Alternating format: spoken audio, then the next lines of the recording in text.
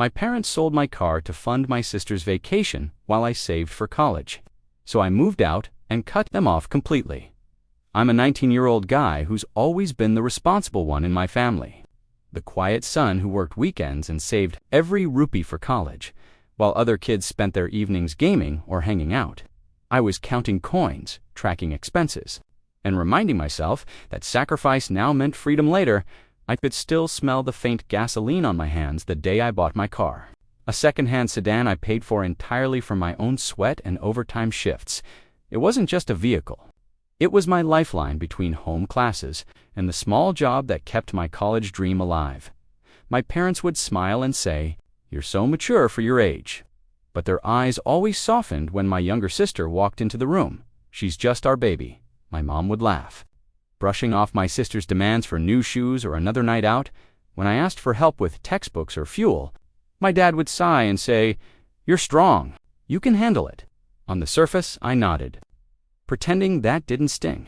But inside, I felt this quiet ache, like being invisible in plain sight. I timed every meal, skipped small comforts, and wore the same faded shirts just to keep my savings untouched at night. The ticking ceiling fan and the faint hum of traffic became my soundtrack as I lay awake, wondering if loyalty ever truly gets noticed still. I clung to this fragile hope that one day they'd see me, not just as the dependable son, but as someone who mattered. I kept telling myself, just stay quiet, stay strong, everything will balance out, even as unease crept deeper into my chest. Looking back now, I realized that silence was the first chain they wrapped around me, and in that moment, standing beside my car under the dim porch light, I had no idea how badly that chain was about to tighten. I'm still the same 19-year-old guy, standing in the shadow of a sister who somehow turned our home into her personal kingdom, and I could feel the shift growing worse every day. She was 16 and glowing with entitlement, drifting through life as if the world owed her softness while I hardened myself just to survive. I'd watch her toss shopping bags onto the couch, the plastic crinkling loudly as she announced, "Mom, I need money for a new outfit. We're going out again this weekend." My mother would barely hesitate, already reaching for her purse, saying, "Of course, sweetheart. You deserve to look nice." Meanwhile, when I quietly mentioned I needed extra fuel money to make it to work, my father's voice would turn sharp and tired. "We don't have money to waste." "You should have planned better," he'd mutter, not even looking up from the TV. The unfairness sat heavy in my chest, like damp air before a storm. As I watched my sister scroll through selfies and vacation reels on her phone, she'd glance at me and smirk, whispering, "You're so boring. No wonder you don't have fun." I stayed silent, convincing myself that being dependable meant swallowing pride. Even when it burned, the house started feeling smaller, tighter, like the walls leaned, closer every time she laughed too loudly or demanded something new. Even the sound of her heels on the tiled floor echoed like a reminder that comfort was never meant for me. Late one evening, I overheard my parents in the kitchen, their voices low and tense. "She really wants to go on this trip," my mom said softly, and my dad sighed in surrender. My stomach twisted as I realized they were already planning something big for her, something they couldn't possibly afford, and in the silence that followed, I couldn't shake the chilling thought that this plan might somehow end up costing me more than just peace. I'm still that 19-year-old guy, and I could feel unease crawling under my skin the moment my sister burst into the living room, waving her phone like a trophy. "I'm going to a resort trip with my friends next month," she announced, eyes glowing with excitement. "Everyone's going. I can't be the only one who stays behind." My heartbeat slowed as I mentally calculated numbers that didn't add up. Because I already knew our family couldn't afford anything close to luxury, my mom forced a smile and said, "We'll figure it out, sweetheart," in that overly gentle tone she never used with me. I glanced at my dad, hoping for logic, but he just nodded, avoiding my eyes like he already felt guilty inside. A cold dread formed, heavy and slow, as if something fragile I'd been protecting was starting to crack. That night, the house felt different, quieter, tense, like the air itself was withholding oxygen. I overheard hushed voices from the kitchen, the scrape of chairs, the clink of cups, conversations stopping the second. My footsteps creaked on the floor whenever I asked, "What's going on?" My mom would respond quickly, "Nothing. Don't worry. Just adult matters." But their smiles looked forced, brittle, like glass stretched too thin. My sister, meanwhile, strutted around already planning outfits, saying things like, "This trip is going to change my life," as if my world wasn't quietly unraveling behind her. I sat on my bed, staring at the faint reflection of my car keys on the table. Feeling a strange heaviness settle in my chest, I kept whispering to myself, "It's not your problem. They won't drag you into this." Still, a voice inside warned me that this wasn't about budgeting. It was about choosing sides. The walls carried every nervous breath, every muffled argument. Every whispered, "We'll make it work," and none of it felt safe. When I finally stepped back into the hallway, I caught my dad looking at my car parked outside, his expression unreadable. And in that moment, a quiet realization crept over me.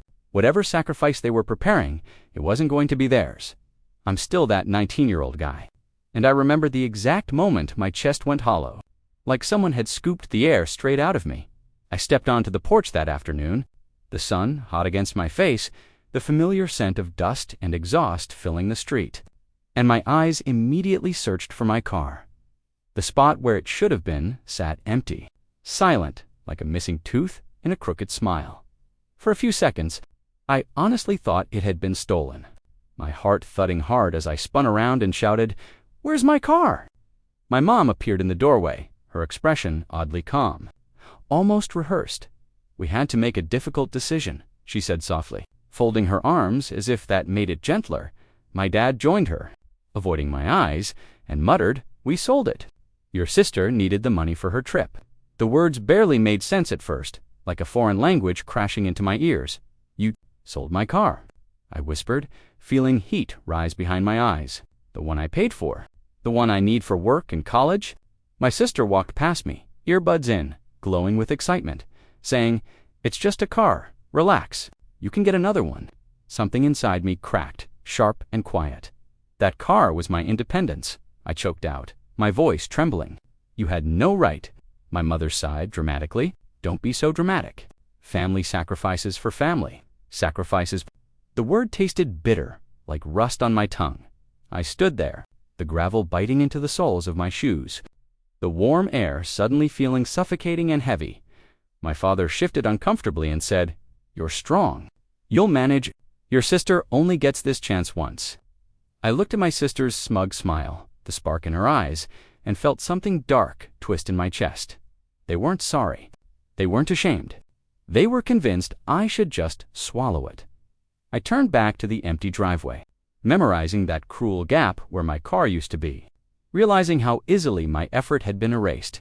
And as their voices faded behind me, full of excuses and hollow reasoning, a terrifying question echoed in my mind. If they could take this from me so easily, what else were they willing to steal him still, that 19-year-old guy? And the moment I stepped back inside the house, the air felt thick with accusation instead of apology. I waited for remorse, for even a flicker of regret, but all I saw were rigid shoulders and tired sighs. "Why are you making this such a big deal?" My mother snapped, her voice sharp with irritation. My hands trembled as I whispered, "That car is how I get to work, how I get to class, how I survive." My father waved a dismissive hand. "You're acting like we ruined your life. It's just metal and wheels." The words slammed into me harder than any insult I'd ever heard. I felt small, confused, and strangely guilty, as if I'd wronged them for daring to feel betrayed. My sister hovered near the doorway, scrolling through travel blogs, smiling as she murmured, "You always exaggerate. It's embarrassing." Embarrassing. That single word echoed in my skull like a cruel drumbeat. I tried to explain again. Slower this time. I paid for it. "You didn't even ask me," my mother scoffed. "So now you're accusing us? After everything we do for you?" I stared at her, unsure if reality itself was bending. "Family doesn't keep score," my dad added, folding his arms. "You should be proud your sister gets to enjoy life." Proud, as if my loss was a badge of honor. The ceiling fan above us rattled, pushing warm air against my damp skin as my thoughts spiraled. The doubt crept in quietly, poisonous and patient, wrapping around my sense of right and wrong. "Stop sulking," my sister smirked. "You'll survive. You always do. Her words weren't encouragement. They were prophecy. I backed away slowly, my chest tight, heart racing. Every step feeling heavier than the last dot in my room. The silence pressed against my ears, louder than their voices. I stared at my empty keyhook. At the bare space where certainty used to live, and felt reality slipping. Because the more they blamed me, the more I wondered. What if they truly believed I deserved this? I'm still that 19-year-old guy. And just when I thought the betrayal couldn't sink any deeper, the ground beneath me quietly collapsed. A few days after my car vanished, my aunt pulled me aside during a family gathering, her voice hesitant and low. "Are you okay?" she asked, eyes searching my face. "I heard your parents took some money too." My stomach clenched. "What money?" I whispered, my heartbeat suddenly loud in my ears. She looked confused. "They told your uncle they had to use part of your college savings to cover your sister's extra expenses." The room blurred, the scent of overcooked rice and sharp detergent mixing with the metallic taste of panic in my mouth. "You're lying," I said instinctively, my voice cracking. "They wouldn't touch that." But as I walked back home, every step felt heavier, like the truth was already dragging behind me. That night I confronted them, my hands shaking as I demanded, "Did you take my college savings too?" My mother hesitated just long enough for the answer to breathe.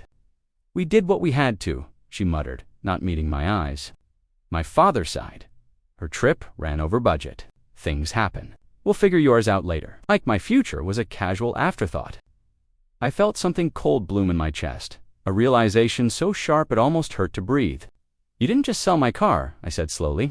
"You dismantled my future for her comfort." My sister barely looked up from her phone. "It wasn't that much," she scoffed. "You're still young." Young didn't mean disposable. The thought echoed in my mind as the walls of the house seemed to close in tighter with every word. Every saving, every skipped meal, every sleepless night suddenly felt meaningless. I stared at them, strangers wearing the faces of family, and realized this wasn't desperation. This was choice. Their choice. And as their excuses blurred into the background, one terrifying thought rose louder than the rest. If they could sacrifice my education without flinching, what part of me would they take next? I'm still that 19-year-old guy, but now every day feels like I'm dragging my body through wet cement, trying to keep a life together that's already cracking apart. Without my car, the simple routines I depended on turned into daily battles of timing, sweat, and humiliation. I stood at dusty bus stops before sunrise. The air cold against my skin, watching students glide past in cars while I clenched my jaw in silence. "Why are you late again?" My manager snapped one afternoon as I stumbled in, breathless and apologetic. "I'm trying," I muttered, my voice thin with exhaustion, knowing how fragile my job had become. Shame burned hotter than the sun on my back at home. Nothing changed for them. My sister laughed over video calls, showing off tanned skin and hotel balconies. While my parents praised how memorable her trip had been, "You see how happy she is," my mom said proudly. That's what family is about. Family. The word felt twisted now, poisonous, like it no longer included me. My grades started slipping, deadlines blurred, and my mind stayed foggy from constant worry. One evening, I sat at the kitchen table and whispered, "I'm falling behind. I might lose my job." My father barely glanced up. "You'll manage. You always do." Those words used to make me feel trusted. Now they sounded like abandonment wrapped in expectation. The house smelled of fried food and cheap perfume. My sister's laughter floating through the hall like an echo of everything I'd lost. I stared at my reflection in the dark window, eyes sunken, shoulders slumped. Wondering when I became so replaceable, the silence between us grew heavy, uncomfortable. Yet no one seemed interested in breaking it. I could feel something building inside me, anger, hurt, clarity, but I didn't know which would surface first. As I gathered my books and headed to my room that night, my phone buzzed with a notification from the college office. I opened the message, my heart starting to pound, and as the words sank in, I realized my worst fear had finally caught up with me. I'm still that 19-year-old guy. Staring at my phone as the message from the college office burned into my eyes, "Your fee balance remains unsettled. Failure to clear it may result in suspension of enrollment." The words felt unreal, like they belonged to someone else's life, not the one I'd sacrificed everything for. My chest tightened, and the room seemed to tilt, the faint smell of detergent and stale air suddenly clawing at my throat. I walked into the living room, my voice shaking as I said, "They're saying I might get suspended. I don't have the money anymore." My mother didn't even flinch. "You're being dramatic again," she muttered, flipping channels. My father sighed heavily. "We told you we'll handle it later. Stop creating panic over nothing." Nothing. I felt something inside me fold in on itself. Like a paper heart, crushed without mercy. "I might lose everything I worked for," I whispered, my eyes burning. "You always make it about you. Can you not ruin the mood?" The mood, the faint clinking of cutlery, the buzzing fan overhead. The distant honk of traffic outside all blurred as my vision swam. I stumbled back to my room, collapsing onto my creaking bed, staring at the cracked ceiling like it might answer me. The air felt heavy and damp, pressing down on my lungs with every slow breath for the first time. I let myself admit the truth I'd been avoiding for months. I was drowning, no car, no savings, no safety net, just expectations and silence. My phone vibrated again, a reminder of what I couldn't fix, what I no longer controlled. I buried my face in my pillow, my chest aching so badly I thought it might split open. Why am I always the one who has to suffer? The question echoed, raw and desperate. The realization settled in cold and final. I had hit the bottom, and no one was reaching down to pull me up. And as I lay there in the dim, stale-smelling air, staring into shadows, one thought crept in slowly, painfully. If staying here meant losing myself completely, then what would happen the moment I stopped trying to survive for them? I'm still that 19-year-old guy, but something inside me shifted the night I realized no one was coming to save me. The silence in my room no longer felt peaceful. It felt like a warning, like the calm before something irreversible.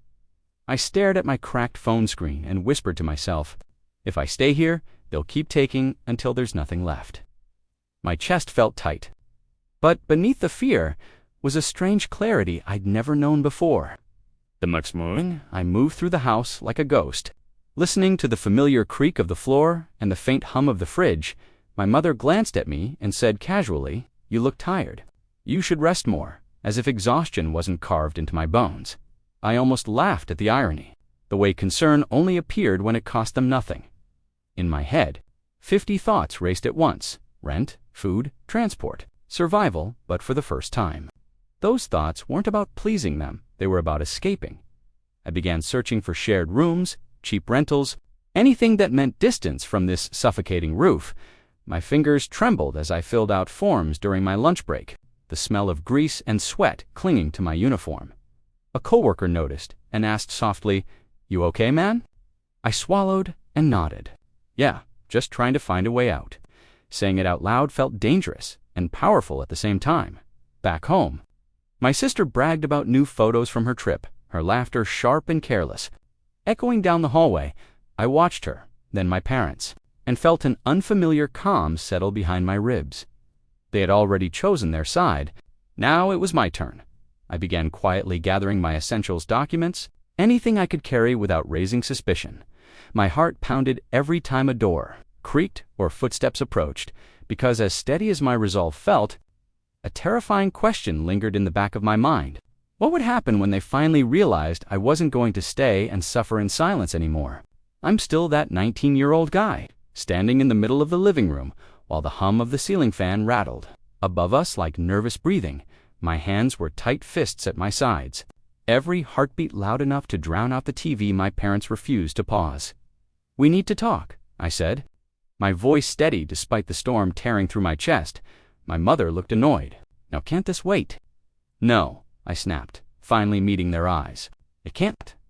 The room felt smaller as my sister hovered nearby. "You drained my savings. You lied to me," I continued, every word heavy with years of swallowed pain. My father scoffed. "Here we go again. You just don't understand sacrifice." "Sacrifice," I shot back. "I sacrificed everything. You sacrificed me." The air went tense, thick, almost electric. My sister rolled her eyes. "You're being dramatic. We needed the money." "You wanted the money," I said sharply. "There's a difference. You wanted her comfort more than my future." My mother's voice hardened. "Watch your tone. We're still your parents, and you stopped acting like it," I whispered, my throat burning. For a moment, none of them spoke. The silence was sharp, sour, uncomfortable. "I'm struggling to stay in college," I added, the truth trembling out of me. "I might get suspended because of what you did." My father finally looked uneasy, but instead of apology, he muttered, "You'll figure it out. Complaining won't fix anything. Something snapped." "So that's it?" I asked quietly. No regret, no accountability, just excuses.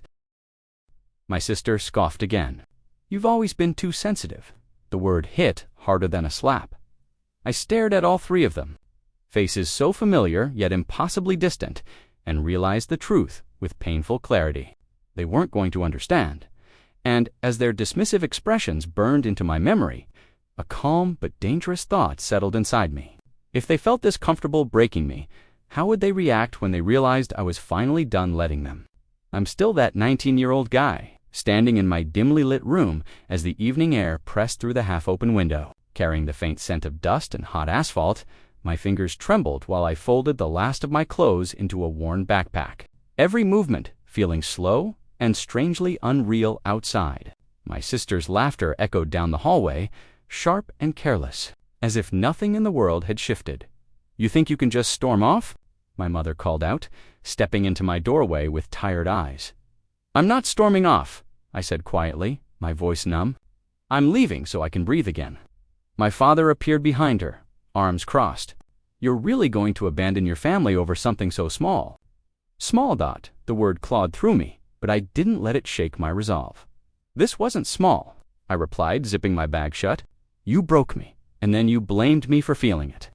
My sister scoffed from the hallway. "He'll come crawling back the second life gets hard." Her voice stung, but beneath the pain was an unfamiliar steadiness, like I'd already stepped beyond their reach. "I'm not crawling," I murmured, slipping my worn shoes on. "I'm walking away." The floor creaked under my weight as I headed toward the door, every step echoing through the quiet house like a final heartbeat. My mother's voice softened suddenly, trembling. "You're overreacting. We did what we had to." I turned to face her one last time. Her eyes searched mine, but all I saw was justification, not love. "I did what I had to, too," I said. My chest tight. Cold night air kissed my face as I stepped outside, the distant hum of traffic and barking dogs filling the silence behind me. The house I once called home now looked unfamiliar, almost hostile, like it had finally revealed its true shape. I tightened my grip on the straps of my bag and took another slow step forward, my heart pounding louder with each breath, because even as my body moved away, one haunting thought lingered in my mind. What would happen the moment they realized I wasn't coming back this time? I'm still that 19-year-old guy standing on a quiet sidewalk with my bag on my shoulder. Realizing the world somehow felt larger without their control pressing down on my chest, the night air was cool, carrying the scent of rain-soaked pavement and distant traffic, and for the first time, it didn't feel suffocating. Every step away from that house felt terrifying, but strangely light, like I was finally choosing myself. I found a shared room through a classmate, the kind with peeling paint and a mattress that squeaked every time I moved. But it was mine. When my phone buzzed with missed calls, I stared at the screen and whispered, "You don't get to keep hurting me," before switching it off. At work, my manager raised an eyebrow and asked, "You good?" I nodded slowly. "I will be." The words sounded fragile, but they were honest. I worked extra shifts, my hands aching, sweat clinging to my skin. But the exhaustion felt different now, purposeful. I'd sit on my bed, listening to the hum of the city outside, feeling the silence settle like a soft blanket instead of a cage. For once, no one demanded I sacrifice my dreams for someone else's comfort. A week later, a message slipped through somehow. "We miss you. Come home," my mother wrote. I didn't reply. I could still hear my sister's mocking voice, my father's indifference, and the way they made me doubt my own worth. But I also felt something new growing under the pain. Strength. I paid part of my college fees myself, handing the cashier money I fought for, not money stolen from me, as the receipt printed. The quiet sound felt like proof that I was rebuilding something real. There were moments I broke down, moments I questioned if leaving was too extreme. But the peace that followed always answered me, because every sunrise I woke without fear. Every breath felt like reclaiming territory they never deserved. I didn't need revenge. I didn't need to scream. Walking away was enough still. As I stared out of my small window into the stretching city lights, a thought lingered softly in my mind. Not if they regret losing me, but whether they even realized who I truly became once I refused to carry their weight anymore.